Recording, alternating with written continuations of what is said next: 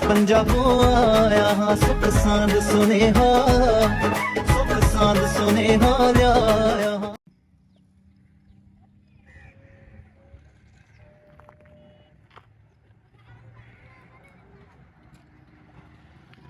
ਲਹਿੰਦੇ ਤੇ ਚੜ੍ਹਦੇ ਪੰਜਾਬ ਦੇ ਸੱਜਣੋ ਤੇ ਮਿੱਤਰੋ, ਮੈਂ ਹਾਂ ਤੁਹਾਡਾ ਮੇਜ਼ਬਾਨ ਅਸਗਰ ਪੰਵਾਰ। ਤੁਸੀਂ ਵੇਖ ਰਹੇ ਹੋ ਲਹਿੰਦਾ ਪੰਜਾਬ ਵਲੌਗ, ਮੇਰਾ YouTube ਚੈਨਲ ਤੇ Facebook ਪੇਜ ਅਸਗਰ ਪੰਵਾਰ ਲਹਿੰਦਾ ਪੰਜਾਬ ਵਲੌਗ।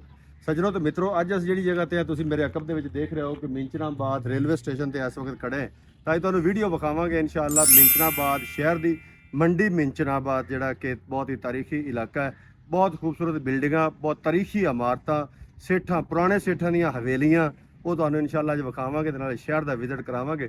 ਸਾਰੀ ਵੀਡੀਓ ਵੇਖਿਆ ਜੇ ਤੇ ਆਖਰ ਤੇ ਜਾ ਕੇ ਆਪਣੀ ਰਾਏ ਦਾ ਇਜ਼ਹਾਰ ਲਾਜ਼ਮੀ ਕਰਿਆ ਜੇ। ਤੇ ਜਿਹੜੇ ਦੋਸਤਾਂ ਨੇ ਮੇਰਾ ਚੈਨਲ ਹਾਲੇ ਤੱਕ ਸਬਸਕ੍ਰਾਈਬ ਨਹੀਂ ਕੀਤਾ, ਬਰਾਏ ਮਿਹਰਬਾਨੀ ਮੇਰੇ ਚੈਨਲ ਨੂੰ ਸਬਸਕ੍ਰਾਈਬ ਕਰ ਲਵੋ। ਅਗਰ ਫੇਸਬੁੱਕ ਦੇ ਰਾਹੀਂ ਤੁਸੀਂ ਵੇਖ ਰਹੇ ਹੋ ਤੇ ਮੇਰੇ ਪੇਜ ਨੂੰ ਫਾਲੋ ਕਰ ਲਵੋ, ਆਪਣੀ ਰਾਏ ਦਾ ਇਜ਼ਹਾਰ ਕਰਿਆ ਜੇ ਔਰ ਮੇਰੇ ਪੇਜ ਨੂੰ ਲਾਈਕ ਕਰਿਆ ਜੇ।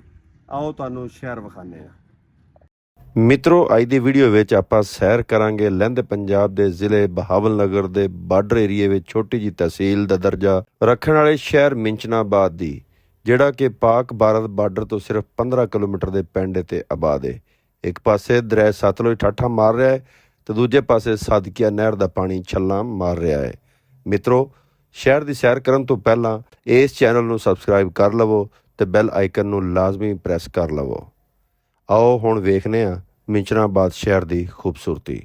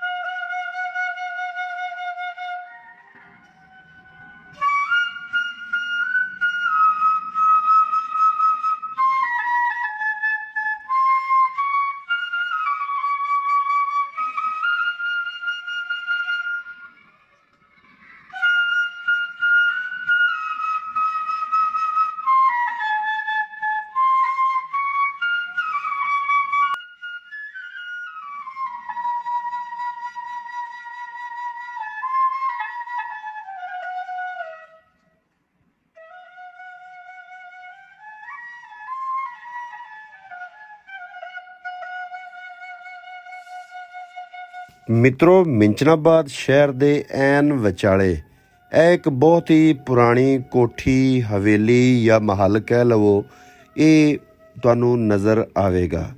ਆਖਿਆ ਜਾਂਦਾ ਹੈ ਕਿ ਇਸ ਸ਼ਹਿਰ ਦਾ ਸਭ ਤੋਂ ਵੱਡਾ ਤਾਜਰ ਤੇ ਸਭ ਤੋਂ ਵੱਡੇ ਜ਼ਿਮੀਂਦਾਰ ਦਾ ਇਹ ਘਰ ਸੀ, ਜਿੰਦਾ ਨਾਂ ਸੀ ਸੇਠ ਨਾਗਰ ਮੱਲ। ਇਹ ਦੋ ਭਾਈ ਸਨ। ਦੋਵਾਂ ਭਰਾਵਾਂ ਨੇ ਬਾਹਮੀ ਇਸ਼ਤਰਾਕ ਨਾਲ ਇਹ ਮਹੱਲ ਤਾਮੀਰ ਕਰਵਾਇਆ ਸੀ।